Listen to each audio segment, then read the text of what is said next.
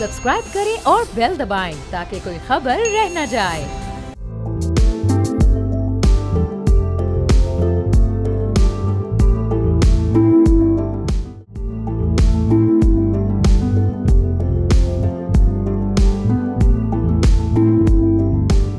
अस्सलाम वालेकुम, मैं बाब जहांगीर। आप देख रहे हैं प्रोग्राम व्यापार। दुनिया की जिन बड़ी मईशतों ने तरक्की की है वहाँ हमने देखा कि पिछले कुछ सालों में टेक्नोलॉजी का बड़ा ज़बरदस्त यूज़ किया गया, उसको बहुत जल्दी अडॉप्ट किया गया।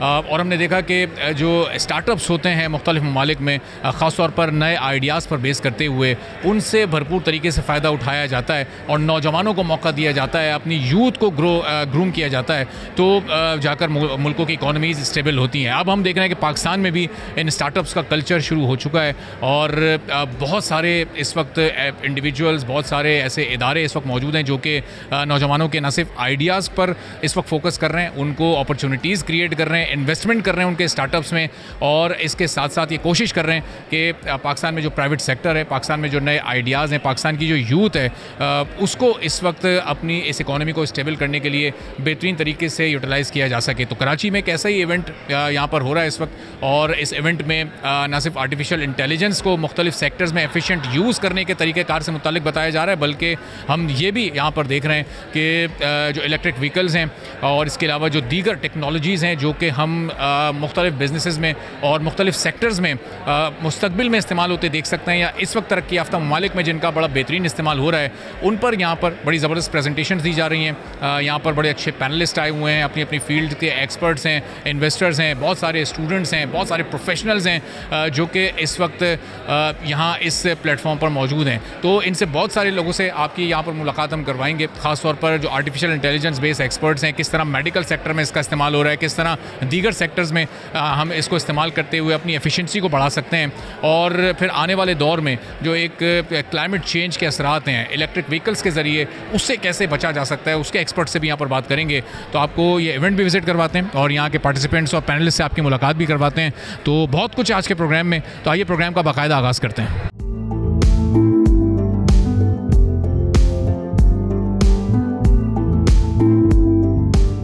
आर्टिफिशियल इंटेलिजेंस इस वक्त नीड ऑफ द टाइम है। हम हर सेक्टर में इस वक्त देख रहे हैं बहुत ही ज़बरदस्त और एफिशिएंट यूज़ इस वक्त आर्टिफिशियल इंटेलिजेंस का हो रहा है, लेकिन पाकिस्तान में क्या उस लेवल पर हम पहुंच चुके हैं जहां पर इस वक्त दुनिया के तरक्की याफ्ता ममालिक को हम आर्टिफिशियल इंटेलिजेंस का यूज़ करते देखते हैं। मुख्तलिफ सेक्टर्स में इस वक्त बहुत एफिशिएंसी के साथ इसका यूज़ किया जा रहा है। हेल्थ सेक्टर को हम थोड़ा सा डिस्कस करेंगे कि हेल्थ सेक्टर में आर्टिफिशियल इंटेलिजेंस की क्या सिग्निफिकेंस है और किस तरह ये यूज़फुल साबित हो सकता है। डॉक्टर हिरा हमारे साथ मौजूद हैं जो /D की एक पैनलिस्ट भी हैं, और बहुत ज़बरदस्त इन्होंने भी एक प्रेजेंटेशन दी, उस प्रेजेंटेशन से मुतालिक भी पूछेंगे, और आर्टिफिशियल इंटेलिजेंस का जो एक एफिशिएंट यूज़ है वो कितना इंपॉर्टेंट है इस वक्त हेल्थ सेक्टर में, ज़रा इसकी भी बात करेंगे। Thank you so much doctor Hira, आपने प्रोग्राम के लिए वक्त निकाला। Significance use of artificial intelligence को अगर आप सिंप्लीफाई करेंगी तो वो किस तरह से करेंगे? अस्सलाम वालेकुम and thanks for calling me to talk about this. Being a doctor मैं इस बारे में बात भी करना चाहती हूँ क्योंकि आर्टिफिशियल इंटेलिजेंस की वजह से हेल्थ केयर में there is like a lot of hype कि पता नहीं आर्टिफिशियल इंटेलिजेंस डॉक्टर्स को रिप्लेस नहीं कर देगी, हेल्थ केयर वर्कर्स को रिप्लेस करेगी, पैरामेडिक्स को करेगी। जब हम हेल्थ केयर की बात करते हैं तो artificial intelligence the right term we use is assisted intelligence और ऑगमेंटेड इंटेलिजेंस, जो कि एक्चुअली डॉक्टर्स और पैरामेडिक्स के काम को एफिशिएंट बना रही होती है और उसकी स्पीड को बढ़ा रही होती है, उसकी एफिकेसी को बढ़ा रही होती है। So that is very helpful. Already हमारे मुल्क में और लो मिडिल इनकम कंट्रीज़ में डॉक्टर्स पैरामेडिक्स की बहुत ज़्यादा डेफिशिएंसी है। Like for say take an example of pathologist, हमारे मुल्क में 30 लैब्स के ऊपर एक पैथोलॉजिस्ट है जो कि हर लैब में हर वक्त मौजूद नहीं हो सकता, जिसकी वजह से डायग्नोस्टिक का बैकलॉग बढ़ जाता है, टेस्टिंग टाइम बढ़ जाता है, and ultimately the end user the patient is suffering. If we use artificial intelligence in that regard, augmented और असिस्टेड, जैसे कि हम जनरेटिव AI यूज़ कर रहे हैं, हम कंप्यूटर विजन यूज़ कर रहे हैं और फंक्शंस के लिए, तो अगर हम इसको डायग्नोस्टिक और हेल्थ केयर के प्रोसेस को एफिशिएंट बनाने के लिए यूज़ करें तो definitely that is the need of the time, that is an innovation जिसकी हमें नीड है। कॉम्प्लिकेटेड जो डिजीज़ होती हैं क्या उनके डायग्नोज इस परफेक्ट होते हैं एज़ कम्पेयर टू डॉक्टर? अगर हम आर्टिफिशियल इंटेलिजेंस की बात करें तो ये डॉक्टर्स को या पैरामेडिकल स्टाफ को या हेल्थ स्टाफ को रिप्लेस तो नहीं करने जा रहा आने वाले दिनों? एक्चुअली AI के डिफरेंट यूजेस हैं हेल्थ केयर में। कहीं पे it is used in oncology जहाँ पे डोजिंग को रेगुलेट करने के लिए, कहीं पे डायग्नोस्टिक भी यूज़ हो रहा है, कहीं पे स्क्रीनिंग के लिए यूज़ हो रहा है। Like I said before, already we are having a shortage of doctors, so artificial intelligence, assisted intelligence is actually saving them, backing them, उनके काम को अच्छा और बेहतर बना रहा है, एफिशिएंट बना रहा है. It is not replacing the doctors in any near future और सम टाइम, बट या ये डॉक्टर्स और पैरामेडिक्स को बहुत हेल्प करने वाला है और हेल्थ केयर को बहुत इम्प्रूव करने वाला है. पाकिस्तान में जो हम इस वक्त आर्टिफिशियल इंटेलिजेंस या इससे रिलेटेड टेक्नोलॉजीज़ यूज़ कर रहे हैं वो एज़ कम्पेयर टू जो इस वक्त डेवलप्ड कंट्रीज़ हैं उनके मुकाबले में इस वक्त हम कितना पीछे हैं, और अगर हमें उनसे कम्पीट करना है तो उसके लिए भी हमें कितना टाइम या मज़ीद कितनी एक्सपर्टीज़ चाहिए होंगी? अनफॉर्चुनेटली हेल्थ केयर सेक्टर में बहुत गैप है. If you talk about Pakistan, if you talk about India, Bangladesh, बहुत गैप है. लेट अलोन AI, जो बेसिक नीड्स हैं हमारी वो पूरी नहीं हो पा रही हैं. तो just to fill that gap, rather than going for conventional methods, हमें किसी ऐसी इनोवेशन की या ऐसी टेक्नोलॉजी की ज़रूरत है जिस पे स्पेंड भी कम हो और उसके रिजल्ट्स भी जो हैं वो ड्रामेटिक हों. सो AI, augmented intelligence, assisted intelligence, the right choice that health care sector in Pakistan needs. यानी अब अगर किसी डॉक्टर ने कोई स्पेशलाइजेशन करनी है तो उसके साथ साथ उसे AI एक्सपर्ट भी होना चाहिए आज के दौर में, या अगर वो AI में टेक्नोलॉजी के यूज़ में कहीं लैक करता है तो भी वो चल सकता है? I want to tell this that I'm also a visiting faculty and I'm teaching at British School of Excellency in Lahore, जहाँ पे हम मेडिकल स्टूडेंट्स को डिफरेंट पाथ के बारे में बता रहे होते हैं. Besides practice and besides like choosing a field and opting to be a doctor in practice, हमारे पास एज अ डॉक्टर कितनी सारी एवेन्यूज़ हैं और अपॉर्चुनिटीज़ हैं जो कि हम as a health care provider use कर सकते हैं. So there are so many fields, और in this time it has become a need of a doctor.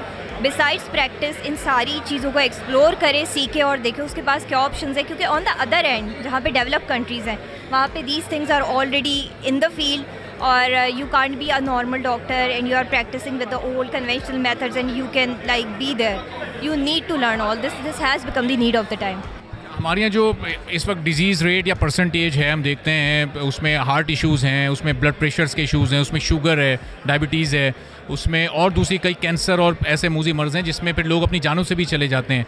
तो क्या ऐसी बीमारियों से बचने के लिए भी AI को हम यूज़ कर सकते हैं, और क्या एक कॉमन पर्सन भी इससे हेल्प ले सकता है? AI की वजह से बहुत सारे स्क्रीनिंग ऐप्स और स्क्रीनिंग टूल्स जो हैं वो मार्केट में आए हैं and we get to see them and their use. So because of that हम लोग because cancer we say cancer की ट्रीटमेंट नहीं है, कैंसर की ट्रीटमेंट अवेलेबल है, लेकिन अगर हम कैंसर को अर्ली स्टेजेस पे 1 और 2 स्टेजेस पे डिटेक्ट कर लें so we can treat them. The problem is that कि अर्ली स्टेजेस पे हमें कैंसर पता ही नहीं लगता, हमें लेट स्टेजेस में कैंसर पता लगता है. So it becomes really challenging to treat it. So in that regard for screening and all that purposes AI apps are very good with prediction and risk assessment, and they are like saving a lot of lives all around the world. So I guess Pakistan को obviously इसको adopt करना चाहिए. One last question: what is the future of AI in Pakistan, especially in medical sector?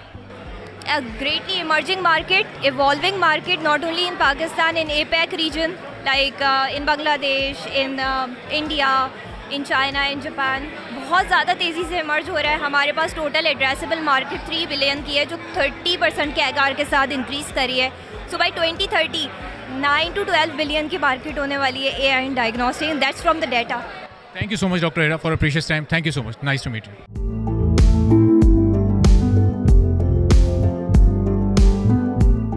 Pakistan की economy में इस वक्त पाकिस्तान की youth और जो स्टार्टअप इंडस्ट्री है वो किस हद तक अपना रोल प्ले कर सकती है, और इस स्लश जी और इस जैसे जो दीगर इवेंट्स हैं, ख़ासतौर पर इस इवेंट की जो सिग्निफिकेंस है पाकिस्तान में स्टार्टअप्स को लेकर, पाकिस्तान में टेक्नोलॉजी के जो एफिशिएंट यूज़ हैं बिज़नेस में उसको लेकर, और हमारी यूथ का जो इंटरेस्ट है, चूँकि हमने देखा यहाँ hundreds of students, hundreds of professionals, panelist और स्पीकर्स मौजूद हैं. तो इस तरह के इवेंट्स हमारी इस इकॉनमी को कितना फ़ायदा पहुंचा सकते हैं, हमारी यूथ को कितना ग्रूम कर सकते हैं, और ये स्टार्टअप्स जो कि बहुत लोअर स्केल पर स्टार्ट होते हैं ये आगे जाकर कितने बड़े बिजनेसेस में कन्वर्ट हो सकते हैं, इस पर हम गुफ्तगू करेंगे. इस इवेंट की रूए रवा और कैटलिस्ट लैब्स की CEO जहां आरा साहिबा हमारे साथ मौजूद हैं. बहुत शुक्रिया मैम, प्रोग्राम के लिए आपने वक्त निकाला. अब हम देख रहे हैं कि ये इवेंट बड़ा इस वक्त ज़बरदस्त आपका जा रहा है और ये 3rd आपका एडिशन है. अब कितना वैल्यू एडिड है ये हमारी इकॉनमी के लिए, हमारी यूथ की स्किल्स के लिए, और जो टेक्नोलॉजी में इस वक्त Pakistan as compared to develop countries हम थोड़ा सा पीछे हैं? देखें, पीछे तो हम बिल्कुल नहीं हैं, मगर ये है कि सपोर्ट हमें इन लोगों को देने की ज़रूरत है. हमारे यहाँ जो बच्चे हैं वो किसी से कम नहीं हैं और काम अच्छा कर रहे हैं, कुछ अच्छे प्रोडक्ट्स और सॉल्यूशंस भी बना रहे हैं. स्टूडेंट्स हैं कुछ जिनको दिलचस्पी है मगर कोई उनको मोटिवेट नहीं करता है, तो हम इसीलिए ये इवेंट करते हैं कि लोग एक दूसरे से मिलें, एक तो जानें कि क्या कर रहा है दूसरा आदमी, कोलैबोरेशन हो सके। या फिर ऐसे भी लोग, जैसे सुबह हमारा एक पैनल था एंजल इन्वेस्टमेंट पे, उसमें ऐसे लोग थे जो नए आइडियाज़ में इन्वेस्ट करते हैं, तो उनसे पूछा कि भाई आप कैसे शख्स को ढूंढ रहे होते हैं, कैसे फाउंडर को ढूंढ रहे होते हैं, क्या क्वालिटीज़ देख रहे होते हैं, किस तरह के आइडियाज़ में आप इन्वेस्ट करना चाहते हैं, जिसमें इन बच्चे बच्चियों को पता चले कि भाई ये ढूंढ रहे हैं इन्वेस्टर। इसलिए पैसे तो चाहिए होते हैं। देखें, जो आइडिया ज़रूरी नहीं है कि आप अमीर फैमिली से हो तो आप कोई आइडिया है उसको लेके, ज़्यादातर middle class family, lower middle class family के बच्चे बच्चियाँ जो है ना, उनको आइडिया होता है कि हम कर सकते हैं और उनके पास पैसे नहीं होते हैं। तो थोड़ा बहुत काम तो आप कर सकते हैं पैसे के बगैर, मगर जब उसको थोड़ी किसी लेवल तक ले जाएं फिर आपको इन्वेस्टमेंट करने की ज़रूरत होती है। मार्केटिंग में, बाहर के मुल्कों में अगर आपको उस आइडिया को ले जाना हो तो उसमें आपको इन्वेस्ट करना होता है। तो इसलिए हम चाहते हैं कि लोग एक दूसरे से मिलें, एक दूसरे से सीखें और फिर वो कनेक्शन हो जो लोग उनको वैसे नहीं मिलते। अगर इन लोगों में से किसी को फ़ोन करें, कहें कि हम मिलना चाहते हैं, तो वो कहते हैं आप कौन हैं। यहाँ पे ये होता है कि वो इस मकसद से आए होते हैं। नए आइडियाज़ पर या स्टार्टअप्स पर कन्विंस करना इन्वेस्टर को कि आप इस पर इन्वेस्टमेंट करेंगे, कितना मुश्किल और चैलेंजिंग होता है? देखें, ये तो जो स्टार्टअप अपना बिल्ड कर रहा है उसी का काम होता है। मुश्किल नहीं होता है अगर आपने सोचा हुआ हो, अपनी रिसर्च की हुई हो कि मैं ये, अगर आपको पानी के टैंकर्स का जो है ना वो प्रॉब्लम आपको सॉल्व करना है, तो आपको पूरा उसका डिटेल आपने स्टडी किया हुआ हो कि किसी और ने तो नहीं किया, उसमें जो है आप क्या कर रहे हैं जो मुख्तलिफ है, कितने पैसे लगेंगे, पैसे बनेंगे कितने, ये सब आपको मालूम होना चाहिए। और प्रॉब्लम क्या आप सॉल्व कर रहे हैं ये सबसे ज़रूरी है। तो ये कुछ बच्चे जो है ना वो रिसर्च नहीं करते हैं, तो फिर इन्वेस्टर इंटरेस्टेड नहीं होता। अगर इन्वेस्टर ये समझ जाए कि ये प्रॉब्लम रिकग्नाइज़ करता है, इसको मालूम है कि क्या करना है और ये आगे उसको बढ़ा के वो कंपनी चलाएगा, तो फिर वो इन्वेस्ट करते हैं। हमने पिछले 2-3 साल के जो नंबर्स निकाले हैं कि पाकिस्तान से बाहर जाने वाले स्टूडेंट्स की तादाद, प्रोफेशनल्स की तादाद वो बहुत ज़्यादा बढ़ती जा रही है। तो लोगों में अभी एक माइंडसेट चेंज हो रहा है इस तरह के इवेंट्स के थ्रू कि पाकिस्तान में ही रहें, स्कोप बहुत है, इन्वेस्टर्स मौजूद हैं, सिर्फ उनको कन्विंस करने की, अपने स्टार्टअप को आपको सिर्फ उनके सामने डिफ़ाइन करने की ज़रूरत है। देखें, मैं समझती हूँ जिसको बाहर जाना है उसको जाने दिए थे, इसलिए कि हमारा मुल्क जो है इतना बड़ा है, इतने लोग हैं, जो बच्चे या जो प्रोफेशनल्स या जो एंटरप्रेन्योर्स बाहर जाना चाहते हैं जाएं, वहाँ पे वो कुछ इन्वेस्ट करेंगे, कुछ सीखेंगे और फिर शायद बिज़नेस यहाँ भेजें। मगर बहुत से लोग नहीं जा सकते और उनको यहाँ अपॉर्चुनिटीज़ हैं और वो अपने लिए क्रिएट कर सकते हैं, और जब वो अपनी बिज़नेस शुरू करेंगे तो और लोगों को हायर करेंगे। जो हायरिंग होगी उसकी भी ज़रूरत है हमें, हमारी इकोनॉमी की भी ज़रूरत है, इसलिए कि सिर्फ बड़ी बिजनेसेस नहीं सॉल्व कर सकती हैं इस मुल्क का इकोनॉमिक प्रॉब्लम जो है। तो इन बच्चों को जब आप अपने उसमें सपोर्ट करेंगे, अपने मेंटरशिप में लेंगे, आप इनका आइडिया देख के देखेंगे कि अगर वाकई अच्छा है तो आप इसको जो है ना उनको सिखाएं कि किस तरह आगे लेके जाना है, तो फिर फिर उनकी बिजनेसेस बढ़ेंगी, तो वो आप मुल्क के लिए भी अच्छा है, उनके लिए भी अच्छा है। लेटेस्ट टेक्नोलॉजी इस वक्त है, चूँकि अब आईटी का दौर है, आर्टिफिशियल इंटेलिजेंस भी आ चुकी है। हमने कई पैनल डिस्कशंस भी ऐसी देखी, कुछ प्रेजेंटेशंस भी ऐसी देखी जिसमें उस पर बड़ा फोकस है, मुख्तलिफ सेक्टर्स में बड़ा एफिशिएंट उसका यूज़ हो रहा है। तो अब ऑलमोस्ट हर बिज़नेस के लिए ये आर्टिफिशियल इंटेलिजेंस बड़ी ज़रूरी है। तो अब इसको करिकुलम का पार्ट भी होना चाहिए स्कूल लेवल पर या हायर स्कूल लेवल पर या प्रोफेशनल लेवल्स पर, तो ज़ाहिर है ये हम पढ़ते हुए देख ही नहीं लोग। नहीं, देखें, एक तो आप ना भी करिकुलम में इंक्लूड करेंगे तो बच्चे खुद सीख रहे हैं, बिकॉज आपके और ऑनलाइन सीख सकते हैं ना। एक ज़माना ये था जब मैं इस एज की थी तो उस वक्त ऑनलाइन का इतना नहीं था ना, तो हमें सब कुछ जाके कहीं सीखना पड़ता था। इनको ये एडवांटेज है और इनको पता है कि कहाँ पे क्या चीज़ है, तो एक तो वो ऑनलाइन सीखते हैं, फिर ऑनलाइन के कनेक्शंस होते हैं, बाहर के मुल्कों में भी कनेक्शंस हो जाते हैं। आप देखें कितनी जो स्टार्टअप्स हैं वो सऊदी अरेबिया भी गई हैं, यूएई भी गई हैं, अमेरिका भी गई हैं, और कहीं कहीं उनके कोलैबोरेशंस हुए हैं। अब ये है कि उसके लिए फिर इनको ज़ाहिर है सपोर्ट चाहिए होती ट्रैवल करने में या वहाँ पे कनेक्शंस करने में। तो मेरे ख्याल में तो स्टार्टअप्स जो है ना वो कर रहे हैं जो उनको करना चाहिए, और हमारा काम सिर्फ ये है कि हम देखें कि जो अच्छा काम कर रहा है उसको ऐसे किसी मेंटर से मिलवाएं जो उस बिज़नेस को समझता हो। तो अगर आप कोई बच्चा टेक्सटाइल में कुछ करना चाहता है मगर वो नए तरीके से करना चाहता है, एआई को यूज़ करना चाहता है, तो वो पहले समझे तो कि वो बिज़नेस है क्या, उसको क्या प्रॉब्लम्स हैं जो आप टैकल करना चाहते हैं। एआई जो है ना वो अब उसके बगैर गुजारा नहीं है, और बहुत सी चीज़ें जो ऑटोमेट हो जाती हैं एआई से, तो जो बोरिंग चीज़ें हैं वो इन लोगों को करनी भी नहीं चाहिए, वो आप ऑटोमेट कर दें और फिर जो इनोवेटिव चीज़ें हैं वो आप करें। उसमें मार्जिन्स भी ज़्यादा हैं और उसमें आप अपना बहुत इनोवेटिव तरीका इस्तेमाल कर सकते हैं चीज़ें करने में। इन्वेस्टर्स का जो इस वक्त, या एंटरप्रेन्योर्स का जो इस वक्त ज़्यादा इंटरेस्ट है, वो भी आईटी सेक्टर या एआई सेक्टर की तरफ ही ज़्यादा है, या इसके अलावा जो हमारे रूटीन के बिजनेसेस हैं उनके स्टार्टअप्स भी उसी तरह से आगे आ रहे हैं जिस तरह ये हम टेक्नोलॉजी की बात करते हैं? मेरे ख्याल में टेक्नोलॉजी से ज़्यादा कोई स्टार्टअप्स आगे नहीं आ रहे हैं, इसलिए कि वो आसान होता है ना, उसमें आपको इन्वेस्ट नहीं करना होता, आपको फैक्ट्री नहीं सेटअप करनी, वेयर हाउसिंग नहीं करनी, ये सब चीज़ आपको आइडिया चाहिए और उस पर मेहनत करनी ज़रूरी है, और फिर आपको और टीम चाहिए जो आपके साथ मिल के उसको बनाए, और फिर आपको थोड़े पैसे चाहिए होते हैं, मगर शुरू में आपको नहीं चाहिए होते हैं। शुरू में आप अपना टाइम और अपने आइडिया को लेके आप उसको पहले डेवलप करें। तो इसलिए टेक में आप हमेशा देखेंगे कि स्टार्टअप ज़्यादा होंगे, बिकॉज उसमें वाकई इन्वेस्टमेंट करने की ज़रूरत नहीं शुरू में। यहाँ जो हम यूथ देख रहे हैं, हंड्रेड्स ऑफ स्टूडेंट्स यहाँ पर मौजूद हैं और यही फ्यूचर ऑफ पाकिस्तान है, तो पाकिस्तान का इकोनॉमिकल फ्यूचर आप इस वक्त कितना सेफ देख रहे हैं? देखें, मेरे ख्याल में इनके बगैर तो बिल्कुल सेफ़ नहीं है।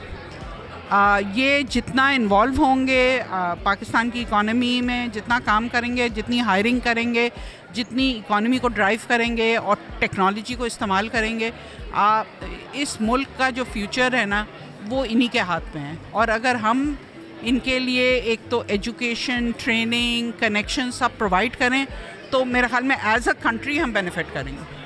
Thank you so much ma'am जहान साहब, बहुत शुक्रिया आपके कीमती वक्त का।